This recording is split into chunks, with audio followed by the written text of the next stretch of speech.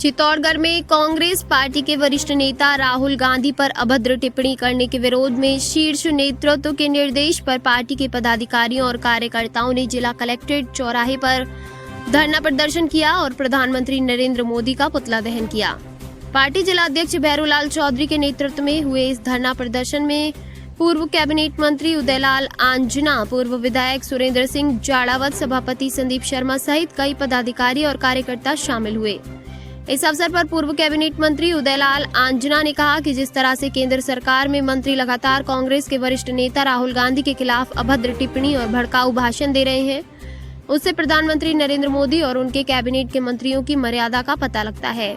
वहीं इन टिप्पणियों से वरिष्ठ नेता राहुल गांधी और मजबूत होकर उभरे हैं और उन्हीं के नेतृत्व में हाल ही में संपन्न हुए लोकसभा चुनाव में 400 पार का नारा और अब की बार मोदी सरकार का नारा देने वाली भाजपा को देश की जनता ने 240 सीटों के अंदर समेट कर रख दिया, जिससे अंदाजा लगाया जा सकता है कि भाजपा की देश विरोधी नीतियों के कारण भाजपा को अब अपने सहयोगी के साथ मिलकर सरकार बनाने को मजबूर होना पड़ा है, जिसके कारण अब प्रधानमंत्री मोदी दबाव में काम कर रहे हैं। वहीं कांग्रेस और विपक्षी दलों का वर्चस्व पूरे देश में बढ़ा है। वहीं उन्होंने कहा कि आने वाले महीनों में देश के कई राज्यों में विधानसभाओं के चुनाव हो रहे हैं, जिसमें कांग्रेस और उनके सहयोगी दल बहुमत के साथ सरकार बनाने का प्रयास करेंगे। वहीं प्रदेश में होने वाले 5 विधानसभाओं के उपचुनाव में भी कांग्रेस सभी जगह पर विजय प्राप्त करने की पूर्ण तैयारी में है। वहीं धरने को संबोधित करते हुए पूर्व विधायक सुरेंद्र सिंह जाड़ावत ने कहा कि भाजपा के नेता जिस तरह से लगातार वरिष्ठ कांग्रेसी नेता राहुल गांधी पर अभद्र टिप्पणी कर रहे हैं, जो कि लोकतंत्र में अशोभनीय है, वहीं उन्होंने पार्टी के कार्यकर्ताओं का से आह्वान किया है कि इस तरह की टिप्पणी करने वाले नेताओं को चित्तौड़गढ़ जिले की सीमा में प्रवेश करने से रोकना होगा, चाहे इसके लिए किसी भी तरह के कदम क्यों न उठाने पड़े। वहीं इस धरने को नगर परिषद सभापति संदीप शर्मा सहित कई अन्य वक्ताओं ने भी संबोधित किया।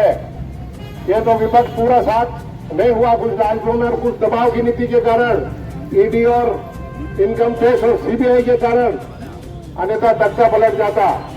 और ये जितने राहुल गांधी पे कीचड़ उछालने का प्रयास करेंगे, उतना राहुल गांधी का कद भी बढ़ेगा और कांग्रेस का कद भी बढ़ेगा। पूरा हिंदुस्तान में जनता जानती है, इसमें कोई लोग आएगी। समय बता रहा है कि इनके गिने चुने दिन बचे हैं।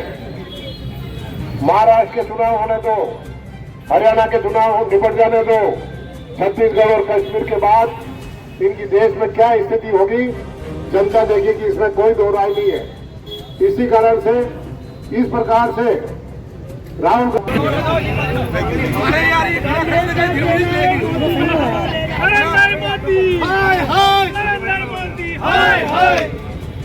पूरे देश भर में विरोध प्रदर्शन हो रहे हैं, क्या कारण मानते हैं?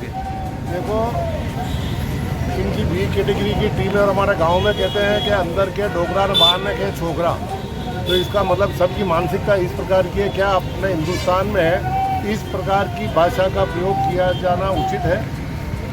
क्या प्रतिपक्ष के नेता के लिए देशद्रोही और इतना जिसके परिवार की 5-5 पीढ़ियाँ इस देश पर सेवा करने में व्यतीत हो गई, 2-2 पुरखे बलिदान हो गए, उन पे आतंककारी कर रहे हैं जो हिंदुस्तान को एक करने में लगे हुए हैं।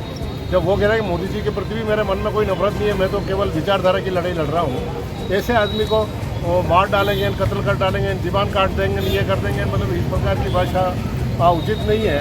और इनके बड़े नेताओं को, अपने नेताओं को कंट्रोल करना चाहिए।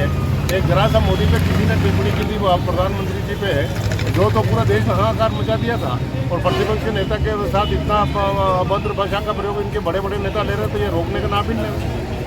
इसलिए पूरे देश में इस प्रकार का माहौल है जो अभी आपने यहाँ देखा। निसंदेह जनता गुपचुप तरीके से सब कुछ देख रही है, समय पे सब जवाब दे रही है। बिल्कुल, उपचुनाव में सब सीटें कांग्रेस जीतेगी राजस्थान में।